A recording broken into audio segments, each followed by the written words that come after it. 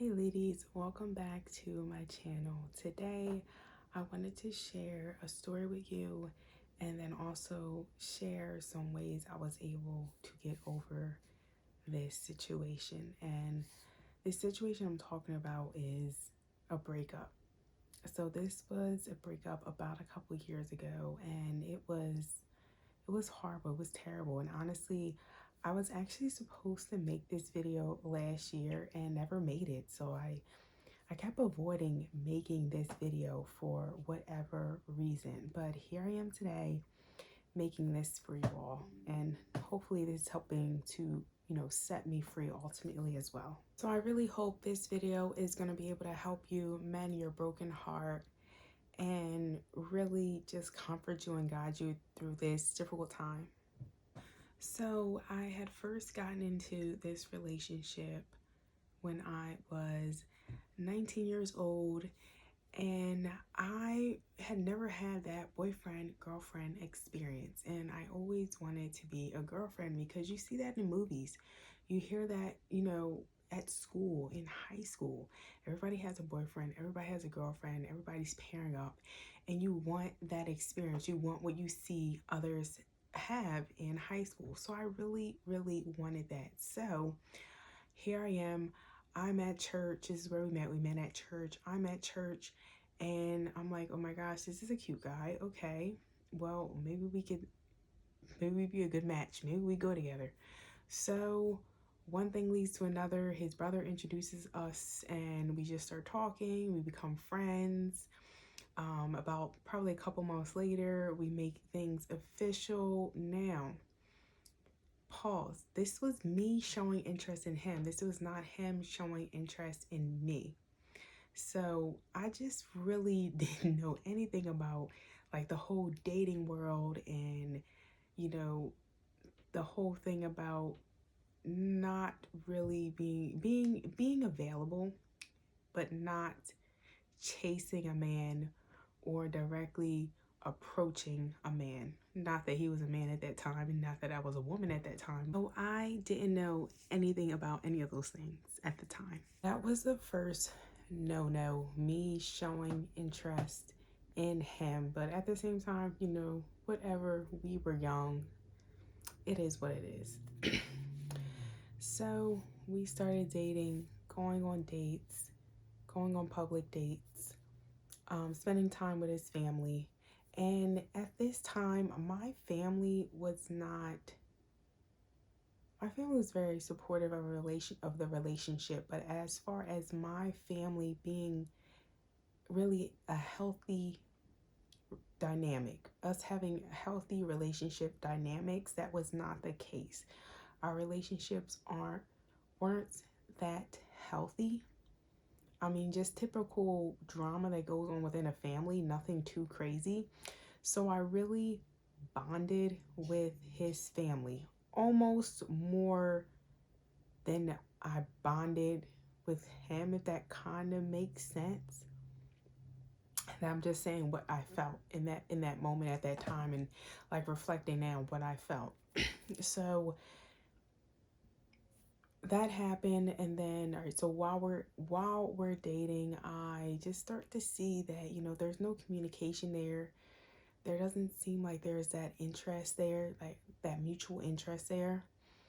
It's just a lot of his brother really encouraging him to go out with me and to talk to me and call me, but it doesn't seem like he's actually interested in doing any of those things. But I still continue with the relationship, and I still stayed in a relationship. And as the relationship progressed, yes, he started to show more interest, but this is the thing. Every year, once or twice a year, I would have to continually have these conversations with him. About communication, about leadership, and just reciprocity, like just showing, or what is it? Is that the right word to say? Reciprocity? Reciprocity? I don't know. Maybe that's not the right word, but just showing care, showing Love. That was another thing. Love. I was the one after like 6 months that said, I love you first. He didn't say that first. I said that first. Then he said it. Then a couple of years later, I found out he said it only because I said it and he didn't feel that way. That's another one you don't want to do, ladies. You do not want to communicate I love you and those kind of serious feelings before the guy does. Why? Because he holds that time and that space in a relationship. He leads and guides the relationship. We are the relationship. He leads and guides and holds that space of relationship. So he's the one saying we should get married. He's the one proposing. He's the one saying I love you. That all comes from him first. That doesn't come from us first. We're just following along, following his lead. So that was another big issue. So throughout all of the years, communication was always an issue with us. Leadership within that relationship was an issue with us. I felt like I was always trying to take the lead and be that more of that masculine role in a sense in the relationship, and I just didn't know any better. I didn't realize that maybe if I fall back and resume my more feminine role that I naturally would feel comfortable in, he would take the more masculine role. And I'm not saying this was in every case and every situation and everything that we did, but most of the time I just wasn't happy in the relationship, yet I stayed anyway. I stayed through it all. I treated it like it was literally a marriage that I had to stick out. And why did I treat it that way? Because I wanted my first relationship to be marriage. I wanted my first relationship to be love. I wanted that person just to be my person, even if they actually were not that person for me. And that's what I did. I stayed. I continued. No matter how many conversations or talks I had to have, no matter how much I didn't really feel necessarily feelings of really liking the person or really loving the person, I just stayed regardless and just stuck it out. And I highly do not recommend doing something like that. If you are not happy in your relationship or you are not enjoying the relationship, you're not fully getting back what you're giving in the relationship, leave that relationship, especially when you're and I'm talking about, of course, when you're not married. I can't talk on marriage because I'm not married, so I can't give anybody advice with that. But specifically with a boyfriend girlfriend relationship, if you're not tied to them in any way, you don't have any children, just leave the relationship. And I know it's not always that easy. There's feelings and emotions involved and other things involved, and there might be a soul tie involved there. So there's a lot of different factors to work around, but you can leave. You have that option to leave. Now, another thing I want to talk about. I was unhealthy in that relationship. I was very unhealthy in that relationship, and I'll tell you why. Number one reason why I was unhealthy, that was an unhealthy relationship, and why I was the unhealthy one in that relationship, I just didn't like a lot of things about him. If I'm being honest, it was just so many different things that bothered me. Smell of the breath, smell of the feet, not good hygiene. So that that goes under the title of hygiene. Just not good hygiene. Not dressing clean, not dressing very well. I didn't like the style. Just a lot of things where I guess it was, to me, I was considering it nitpicking, because if you're nitpicking that person that bad, or if that person doesn't meet your standards as far as hygiene and the way they wear their hair and their outfits, then maybe you shouldn't be with that person.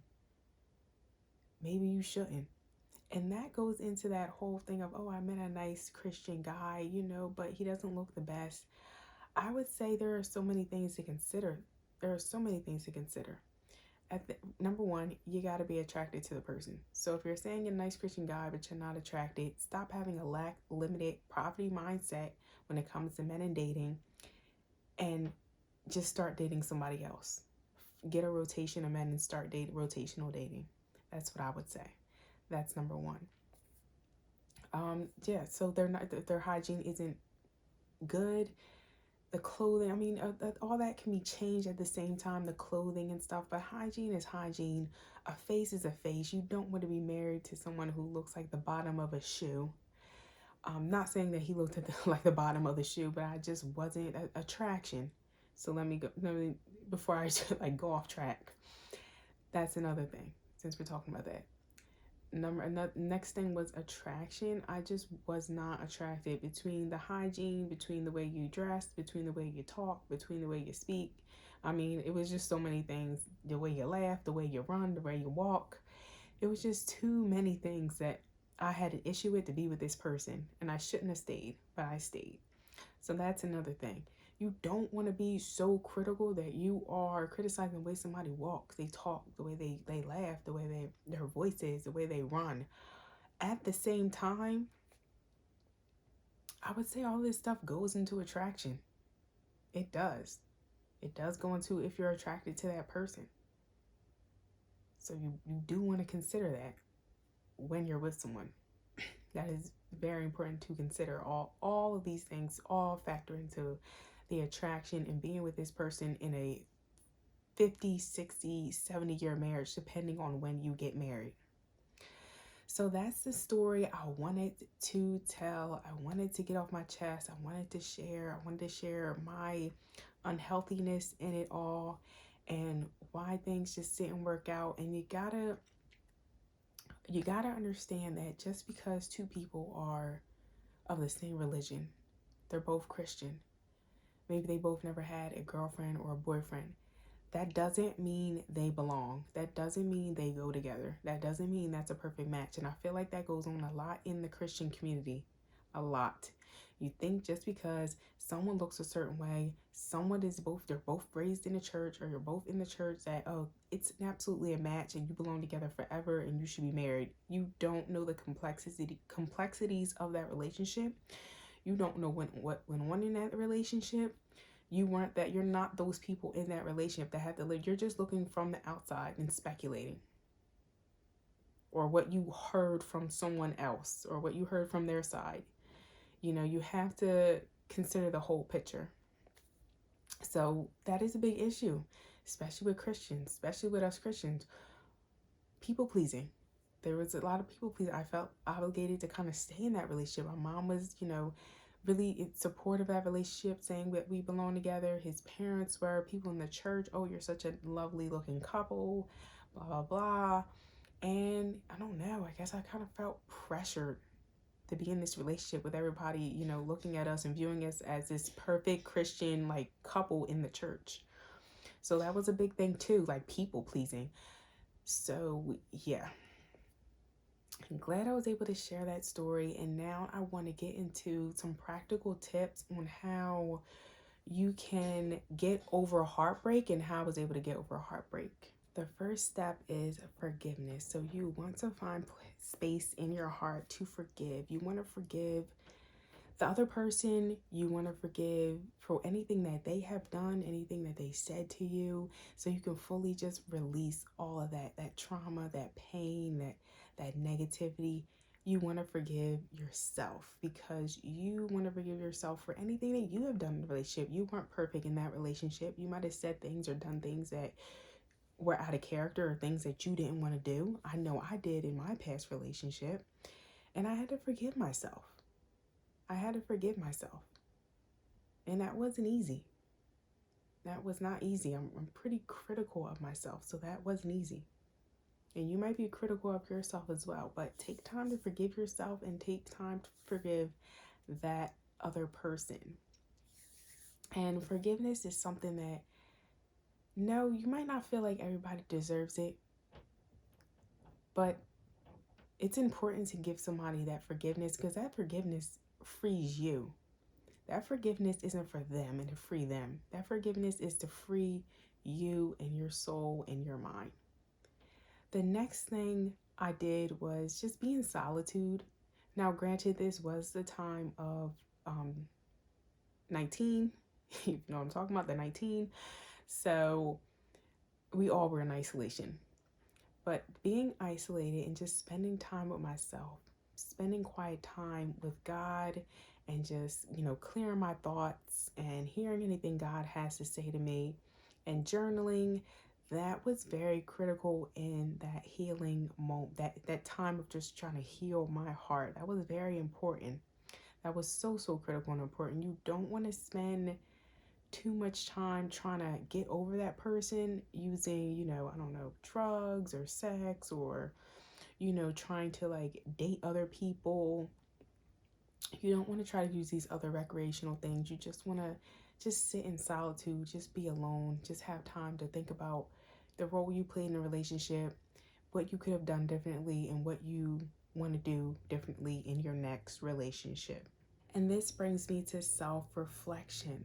So while you're in solitude, what are you going to be doing? You're going to be doing a lot of self-reflection, or you should be doing that. So again, just reflecting, what did you do right in this relationship? What did you do wrong in this relationship? What do you want from your next relationship? All right, well, how are you going to be able to get that? You're going to be able to get that by doing what? By working on yourself. So that could mean journaling. That could mean going to therapy. That could be seeing a mentor. That could be seeing a life coach. And that's actually my next step. I was able to get a mentor, and she really helped me and encouraged me during that time, and just get advice from her. I found these great, amazing coaches on YouTube, and they just really got me through this difficult time. They were just such amazing coaches. It just gives just such awesome, amazing advice for people who are experiencing breakups. And then seeing a therapist. So I saw a therapist during that time, still seeing a therapist, and it is just so helpful. And they just give you so many amazing tips and just ways to process your emotions and process any healing and heal different areas in your life.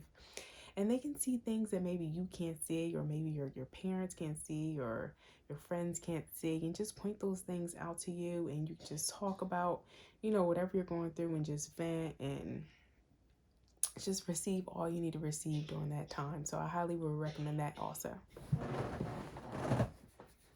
My next tip would be to change location. Now, again, this breakup was during the 19th, so I wasn't able to change my location.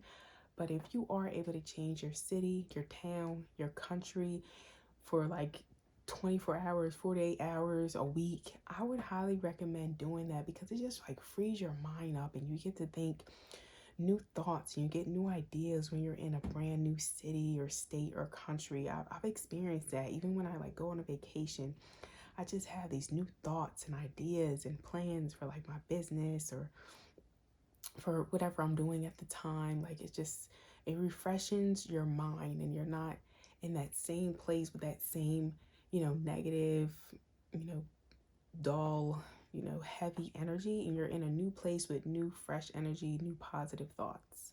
So I highly recommend changing location. Thank you for joining me on this journey of healing and self-discovery. Of course, breakups can be very tough, but it's also a time of reflection and a time of renewal, a time of healing. During your time of healing, don't forget to embrace self-compassion. It's okay to just love on yourself and just really care for yourself during this time of heartbreak, because it can be so tough. So have some compassion on yourself. To always be kind to yourself during this process. Surround yourself with support, and lean on your family and your friends to really love on you during this difficult time. Use this time to rediscover any passions or things that you really like or enjoy that make you unique. I always talk about this on my channel, just being uniquely you and fully embracing it. Remember, you are not alone in this, and we believe in your strength and your resilience, and I know you're going to be able to get through this because you are so strong. The best chapters of your life are still waiting to be written. Don't forget that. Thank you for watching, and may your heart find peace and happiness during this path you're taking of healing. I wish you all the best. Thank you so much for watching. Peace, love, and abundance. I'll talk to you next time. Bye.